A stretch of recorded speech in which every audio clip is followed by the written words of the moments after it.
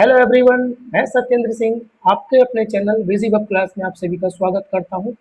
जो मध्य प्रदेश की जो वैकेंसी आने वाली है 2026 में, यानी अभी कुछ दिनों में नोटिफिकेशन तो आ गया है, लेकिन जो फॉर्म की डेट है वो अभी नहीं आई है कि कब से भरे जाएंगे, कब से नहीं भरे जाएंगे। तो आप लगभग अक्टूबर में इसका पेपर होगा, तो आपको भौकाल मचाना इन 3 महीनों में। ठीक है ना? ठीक है, आपके पास अगस्त सितंबर अक्टूबर 3 महीने, 3 महीने में आपको भौकाल मचाना है। कैसे मचाना है मैं आज बताऊंगा। आपको इसी बार में नौकरी मिलेगी, ये मेरी गारंटी है। ठीक है, कैसे मिलेगी आज आप ये क्लास देखो, फिर आप मुझे फॉलो करते रहना जब तक आपके पेपर ना हो जाए तब तक, बस। और आपको कुछ नहीं करना है। तो यहाँ पर आज देखेंगे हम मध्य प्रदेश पुलिस कांस्टेबल भर्ती का जो पाठ्यक्रम यानी सिलेबस देखेंगे। देखिए, सिलेबस क्यों होता है वो मैं आपको बताता हूँ। सिलेबस से सबसे बढ़िया चीज़ होती है कि आपको सारा का सारा जीके नहीं पढ़ना पड़ता। अगर आप सारा का सारा जीके पढ़ने बैठेंगे ना, तो जीवन भर आप पढ़ते रहेंगे, आप कभी भी नौकरी नहीं लगा पाएंगे। सिलेबस आधा तो हमारा सिलेबस तैयारी करा देता है एग्जाम की, कि हमें क्या पढ़ना है क्या नहीं पढ़ना है। एक्स्ट्रा चीज़ों पर फोकस आपको बिल्कुल भी नहीं करना है। ठीक है, चलिए। तो बिल्कुल जीरो लेवल से पढ़ेंगे। जो बच्चा पहली बार पढ़ रहा होगा ना, पहली बार तैयारी करेगा, उसको भी यहाँ पर मैं समझा दूंगा। जो सिलेक्शन की प्रोसेस होती है, चयन प्रक्रिया होती है, वो स्टार्ट होती है सीबीटी टेस्ट यानी लिखित परीक्षा का मतलब है कंप्यूटर बेस्ड टेस्ट होता है, जिसमें ऑब्जेक्टिव क्वेश्चन रहते हैं। यानी एक क्वेश्चन पूछे जाएगा, उसके 4 ऑप्शन है, उसमें से आपको एक आंसर बताना है। ठीक है, ये 100 अंकों का होगा। फिर होगा पीईटी यानी फिजिकल एबिलिटी टेस्ट।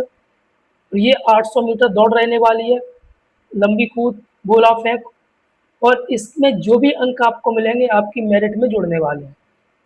ठीक है, और इसमें आपकी जो भी हाइट रहती है 168 सेंटीमीटर होनी चाहिए। उसके बाद आपका मेडिकल होगा, फिर आपका काम। चलिए, अब हम समझेंगे कि एग्जाम में क्या चीज़ें आने वाली हैं, क्या चीज़ें नहीं आने वाली, और हमको कितना पढ़ना है, बस और कुछ नहीं करना। यहाँ पर आपको जो ब्लैक दिख रहा है, ब्लैक यानी आपका सामान्य ज्ञान, तार्किक ज्ञान, ये 40% का आपका रहने वाला है।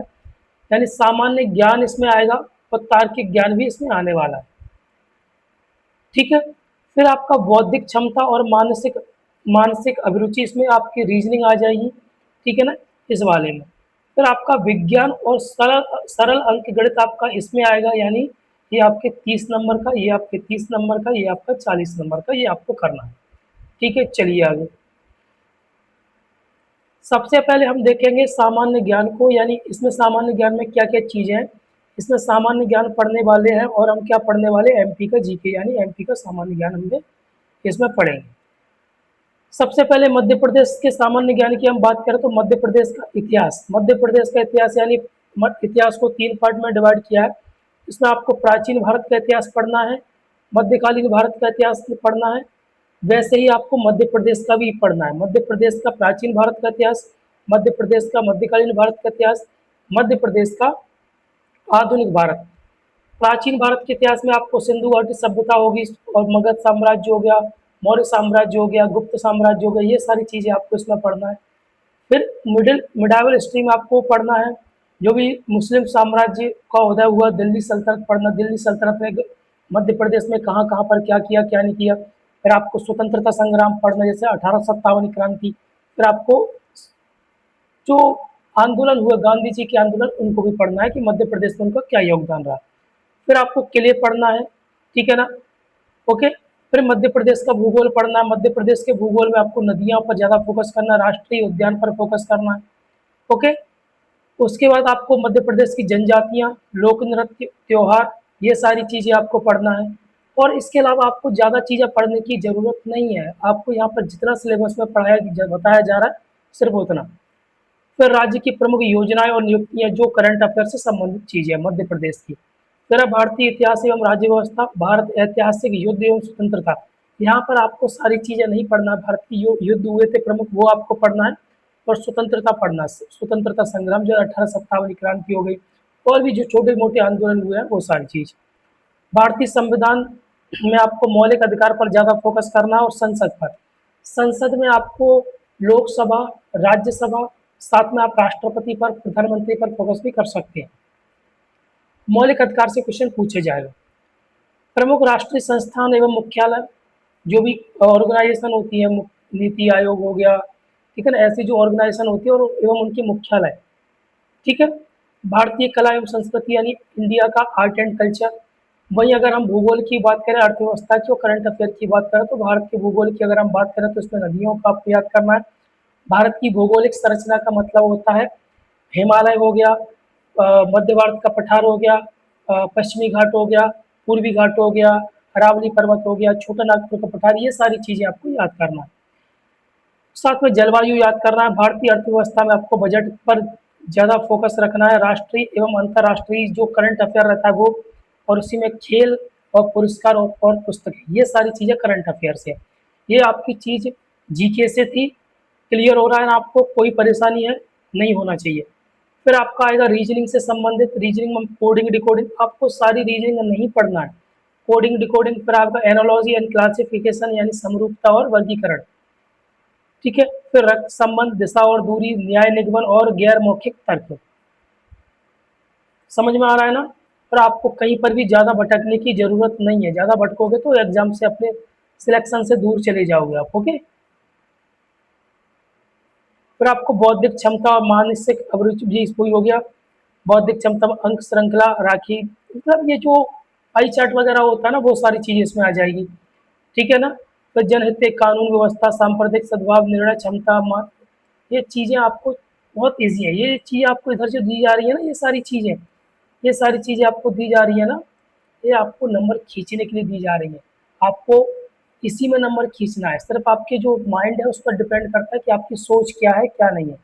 ठीक है। चलिए, फिर सामान्य विज्ञान की अगर हम बात करें तो सबसे पहले हम फिजिक्स को देखते हैं। फिजिक्स में आपके जो मात्रक है एवं मापन यूनिट्स होती है, ठीक है, वो देखना है। फिर गति, बल, कार्य, ऊर्जा, ठीक है ना, प्रकाश का प्रकाश, जिसमें हम प्रकाश में क्या पढ़ेंगे, परावर्तन और अपवर्तन पढ़ेंगे, ध्वनि, ऊष्मा और विद्युत धारा, ये सारी चीजें आपको फिजिक्स में पढ़ना है।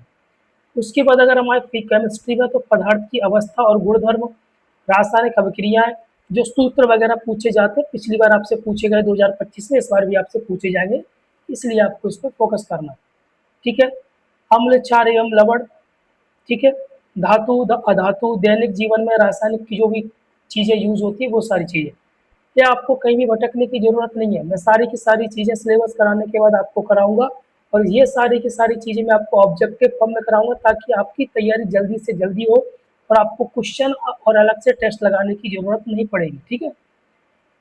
फिर है जीव विज्ञान, मानव शरीर के तंत्र, जिसमें पाचन, श्वसन, रक्त संचरण, विटामिन जैसे पोषण में, मानव रोग, कोशिका संरचना, अनुवांशिकी, पर्यावरण परिस्थिति और पादप विभाजन। ठीक है। ये फिजिकल है। जैसे कि फिजिकल में आपको 40 नंबर की आपकी दौड़ रहेगी। ठीक है। गोला फेंक आपका 30 अंक का रहेगा, जिसमें 700 7.25 किलो का आपका गोला रहेगा। लड़कियों का वही 4 किलोग्राम का रहेगा। ठीक है। लंबी कूद के 3 अवसर आपको दिए जाएंगे। ओके, ये भी आपका 30 अंक का रहने वाला है। ठीक। वही अगर हम थोड़ी टेक्नोलॉजी तकनीकी, रेडियो वाले कांस्टेबल की अगर हम बात करें, रेडियो वाले सेक्शन में, तो कंप्यूटर, ठीक है ना, इसमें हार्डवेयर और सॉफ्टवेयर, कंप्यूटर नेटवर्किंग जैसे एलियन, वैन, आईपी एड्रेस और ओएसआई, ठीक है ना, इंटरनेट पर सुरक्षा, साइबर सिक्योरिटी वगैरह, डेटाबेस फंडामेंटल्स, ठीक है, इलेक्ट्रॉनिक की बेसिक इसमें जानकारी होना चाहिए, जैसे मानक उपकरण, डिजिटल इलेक्ट्रॉनिक, बहुत ही ईजी पूछे जाएंगे, बस आपको थोड़ा सा पढ़ना है। ठीक है। पर आपको इस पेपर में मैथ पर ज़्यादा फोकस नहीं करना है, क्योंकि मैथ पर इतना मैथ नहीं पूछा जाएगा आपसे कि आप मैथ में पूरा अपना टाइम लगा दो।